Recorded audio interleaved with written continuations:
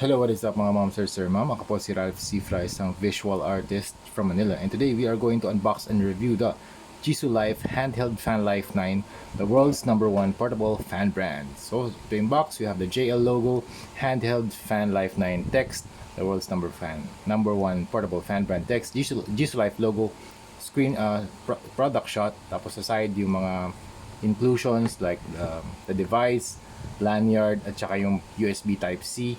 And then, okay yung box, sturdy. Kaya napoprotektahan niya yung product sa loob. Also comes with a USB Type-C cable and a manual. Okay, tara, test na agad natin. So, ito yung safe button. So, kapag 0, nandito sa left side, yung toggle, hindi siya mag-on to prevent yung mga accidental presses. Kunwari, nasa loob ng bag, nasa loob ng pocket. Yan. Tapos, pag tinoggle niya sa right, pwede nyo nang pindutin yung power. Yan. Mag-blink yung LED and magbubuga na siya ng air. So ito yung number 1. So 5 yung settings nito So ito yung number 1. Yan. Teka, zoom out ko lang konti para makita nyo. Yan. So ito yung number 1. Number 1 setting. Meron siyang 5 presets First, tapos pe-press ko ulit. Yan, ilaw ulit yung LED. Number 2. Okay, and then press. Number 3. Ngayon, pag pinipress nyo yung power button, yun nga, nagsacycle siya sa 5 presets and mas umiingay yung fan. Okay, yung motor sa loob. Yan.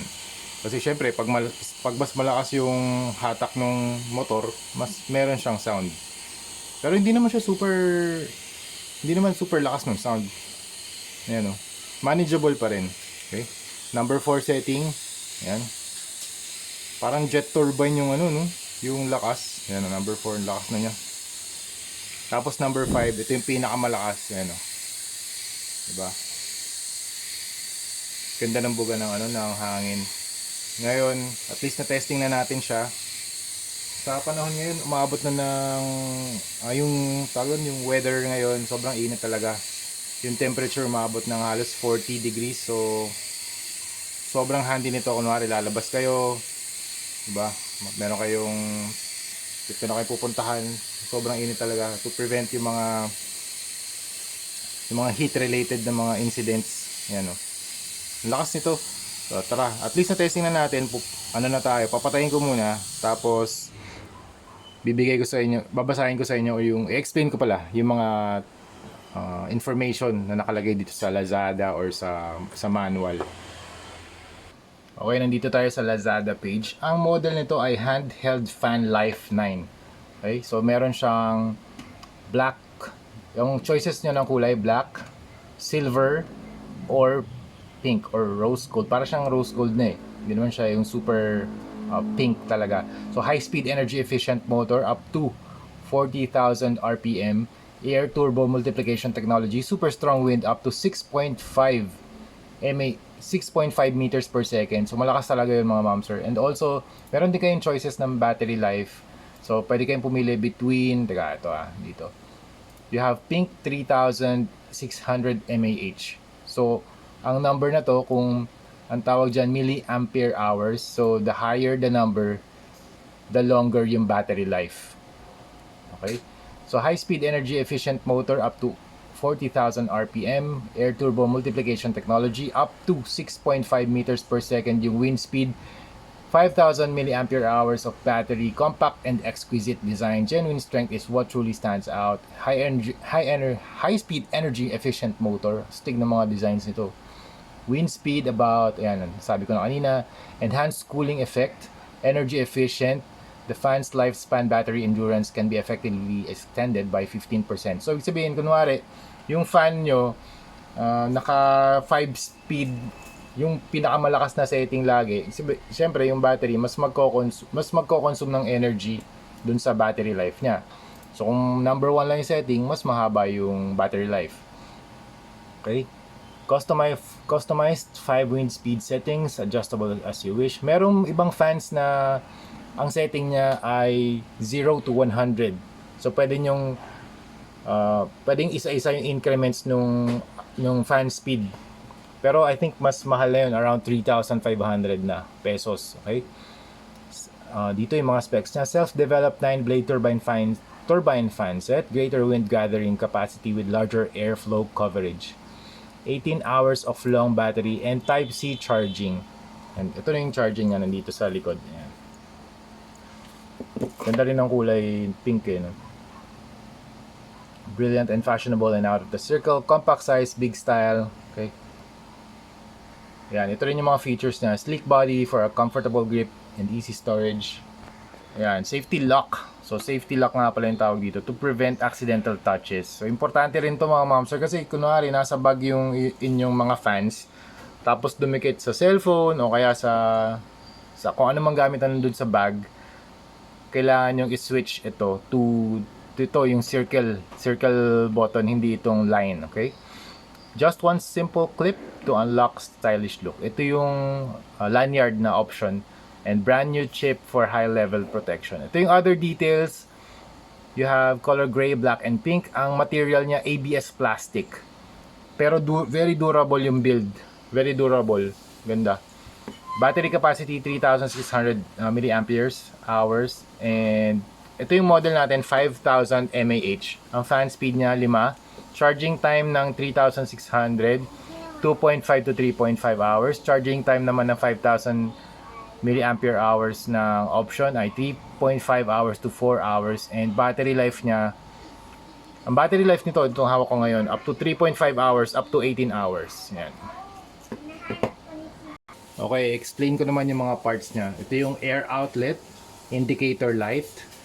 You have the power or gear button, toggle switch, air inlet, Type-C input port, and lanyard hole. Okay, may mga precautions na nakalagay. May mga precaution information na nakalagay din sa manual. So it's very important to read the manual. So please do not disassemble, modify, or repair the product to avoid electric shock and fire accidents, and ask the service station designated by the original seller or manufacturer for repair. Do not block the air inlet and outlet. Due to the large suction power of the air inlet, please keep away from hair, fabrics when using. Again, how to use the switch gear and the gear shifting. Okay? Pakita ko sa inyo. So ito yung toggle, yung safety lock. So kapag nandito sa left, hindi yan magta-turn on kahit pindutin nyo to. Okay? Tapos kailangan nasa right siya. Yung line, yun yung symbol ng power or ng turn on. Ito kasi off. Pag nandiyan na siya sa right, pwede nyo na pindutin yung power button or yung gear button. Yan, ilaw siya. Yan yung first gear. Tapos magsa-cycle siya into yan, second gear. Yan. Third gear. And fourth gear. And yung pinakamalakas, fifth gear. Lakas niya, no? Tapos pwede nyo rin patayin. Pag anim na pindot, yan, mamamatay na siya. So kunwari, pinindot nyo na number 1, diba, number 1 setting, pwede nyo rin i-hold yung button para patayin yung unit. So try natin. Yan. Yeah. Okay, so punta naman tayo dun sa indicator light status niya. So pag nagsi-single flashing light, ibig sabihin nagsiswitch tayo ng gear. Kapag continuous fast flashing white light, ibig sabihin niyan, lobat na siya. Kapag yung light nagfa-flash 3 times, insufficient battery power or unable to work. When light flashes slowly, ibig sabihin, yun ay nagcha-charge. Teka, charge natin na. So ito yung Type-C charging port. Yan. Ibig sabihin niya nagcha-charge yung unit niya. Yan. Kapag yung light ay always on, ibig sabihin naman nun, fully charged na yung product. Okay, ilan pa information. Please, this is not a child's toy. Please ensure that infants and children do not play with this product as a toy. Okay, when using, please do not put fingers, sharp objects, and metal objects, which will cause product failure and the risk of electric shock. When using, prohibit the use of wet hands, wet towels, and other plugging power to avoid electric shock. This product is not waterproof. Please do not use it directed to the water and rinse the product. Huwag niyong babanlawan to mga ma'am, sir.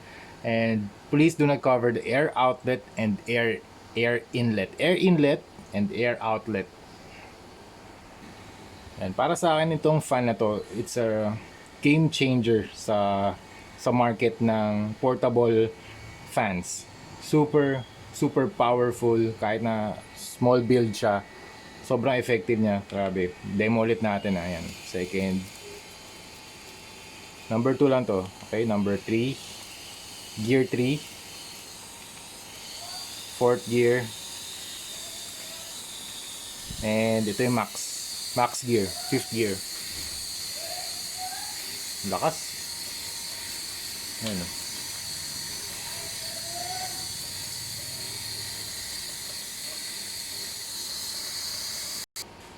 Alright, yun lang aking full review sa Jisoo Life Fan Life 9. Thank you very much for watching and see you sa next video. Bye-bye.